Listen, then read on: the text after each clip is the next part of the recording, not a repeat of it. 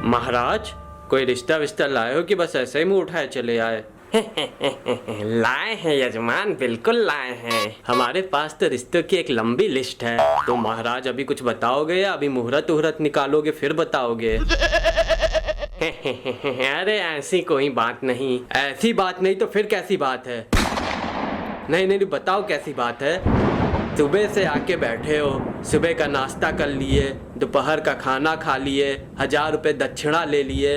प्रभु अब क्या रात का भी खाना खा के जाओगे? अरे आप इतना कह रहे हैं तो रात का खाना भी खा लूंगा। कुछ नहीं मिलेगा, समझे? अब कुछ भी नहीं मिलेगा। फटाफट रिश्ता बताओ और यहाँ से चलते बनो। अरे यजमान, आप तो खामोखा नाराज हो रहे हैं। मेहमान तो भगवान समान होता है, उसका तो सेवा सत्कार करना चाहिए। महाराज, मेहमान आए, मिले जुले, खाए पिए और चलता बने तो मेहमान भगवान समान है, और मेहमान जबरदस्ती गले पड़ा रहे तो मेहमान शैतान समान है, समझे? अरे यजमान, आप तो पैजामे के बाहर हो रहे हैं। अरे भाभी जी, आप इनको कुछ समझाती क्यों नहीं? अजी सुनो। क्या सुनूं? है क्या सुनूं? मेरा मतलब है, क्या कह रही हो? आज आप बर्तन साफ करने को रहने दीजिएगा। आज महाराज रात तक रुकेंगे तो बर्तन भी साफ कर देंगे। मम्मी, बाथरूम में ढेर सारे कपड़े पड़े हैं, वो भी साफ करवा लेना। अरे भाभी जी, अभी अभी मुझको याद आया कि कटहल के लिए रिश्ता देखने शाम को मुझे दूसरे खेत जाना है। महाराज, सही समय पे याद आ गया, नहीं तो आज तो आपका अच्छा स्वागत होता।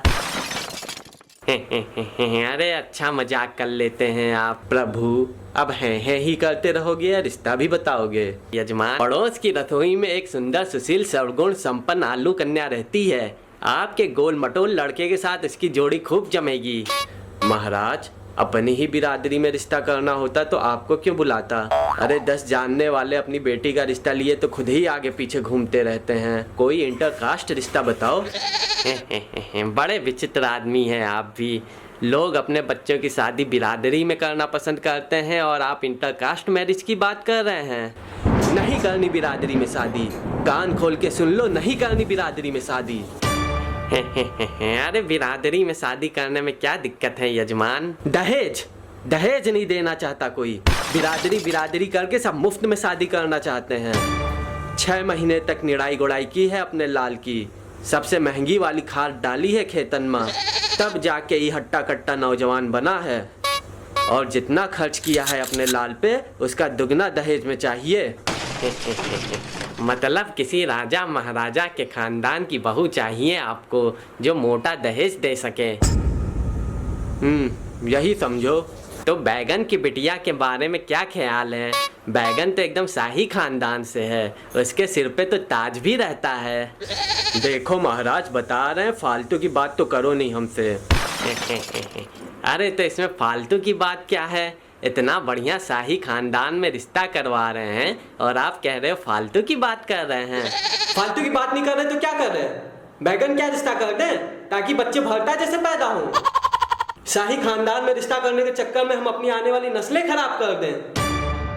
अरे बैगन छोड़िए यजमान, पत्ता गोभी से अपने बेटे की शादी करवा दीजिए। आलू और पत्ता गोभी की जोड़ी खूब जमेगी। मुझको पत्ता गोभी से शादी नहीं करनी। क्यों नहीं करनी? नहीं करनी तो नहीं करनी। महाराज, कोई दूसरा रिश्ता बताओ। अरे दादा, हमको भी कुछ बताओगे क्यों नहीं करनी शादी पत्ता गोभी से? अरे खाते पीते घर के लोग हैं, दहेज भी अच्छा देंगे, नस्लें भी आगे हरी भरी बनी रहेंगी, घंटा हरी भरी रहेंगी। सुहाग रात तो पूरा घूंघट उठाते उठाते बीत जाएगी तो नस्लें खा खाएंगी। ये बात भी सही। महाराज, तुम तो हमारी आने वाली पीढ़ियों को ही बर्बाद करने का तरीका खोज लिए हो। हमें कोई कायदे का रिश्ता बताओ। अरे कायदे का ही तो रिश्ता बता रहे हैं यजमान। अच्छा एक काम कीजिए, अपने बेटे की शादी प्याज की बिटिया से ही करा दीजिए। प्याज से अपने बेटे की शादी नहीं करनी है। कान खोल के सुन लो, प्याज से अपने बेटे की शादी नहीं करनी है। अरे अब भाभी जी को क्या हुआ? प्याज के यहाँ क्यों नहीं करनी है शादी? जब देखो भाव ही बढ़ जाते हैं। ऐसी भाव खाने वाली नखरेबाज बहू नहीं चाहिए। एक तो प्याज जिस घर में चली जाए वहाँ तो अच्छे भले इंसान को भी रुला देती है, ऊपर से बदबू इतनी करती है। अरे बदबू तो आएगी ही। बेचारे नहाने जाते हैं तो कपड़े उतारते उतारते ही शाम हो जाती है, फिर बिना नहा ही वापस आ जाते हैं। अब हैं ही करते रहोगे महाराज या कोई कायदे का रिश्ता भी बताओगे? अरे भाभी जी, आप तो समझदार हैं, अपने बेटे की शादी ब्रोकली से क्यों नहीं करवा देती? विदेशी बहू नहीं चाहिए। क्या? विदेशी बहू नहीं चाहिए। आकर खोपड़ी में बैठी रहेगी, घर का सारा काम मुझे ही करना पड़ेगा। पता चला महारानी जो है बैठ के नाश्ता ठूस रही हैं और हम पूरे घर में झाड़ू पोछा मार रहे हैं। अम्मा यार, ये तो हद हो गई है।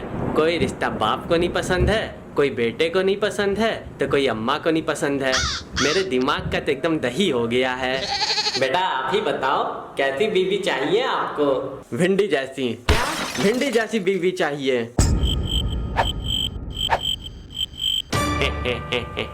अच्छा मजाक कर लेते हो आप। मजाक नहीं कर रहे हैं, मुझे भिंडी जैसी बीवी चाहिए, समझे? भिंडी जैसी। ये तो कुछ ज्यादा हो रहा है यजमान, ये तो शादी हो ही नहीं सकती। कभी सुना है कि भिंडी की आलू से शादी हुई हो? आज तक नहीं हुई तो आज होगी। देखिए यजमान, भिंडी एक सभ्य, सुशील और घरेलू टाइप की सब्जी है। उसकी शादी केवल अपनी बिरादरी में होती है, इंटरकास्ट मैरिज तो होती ही नहीं, और आलू के साथ तो हो ही नहीं सकती। क्यों नहीं हो सकती आलू से शादी? क्या बुराई है आलू में? देखिए यजमान, बुरा मत मानिएगा, लेकिन आलू एक सस्ती, गंदी और नंबर 1 की कैरेक्टरलेस सब्जी है। भिंडी बेचारी भोली भाली सीधी साधी, किसी की तरफ आंख उठा के देखती भी नहीं, और आलू के तो क्या कहें, कभी बैगन के साथ चिपक गया, कभी कद्दू के साथ चिपक गया, कभी परवल के साथ चिपक गया, मतलब जिधर देखा उधर मुंह मार दिया। मतलब बेशर्मी की हद तो इतनी है कि गोभी, मटर, टमाटर तीनों के साथ आलू का चक्कर एक साथ चलता रहता है।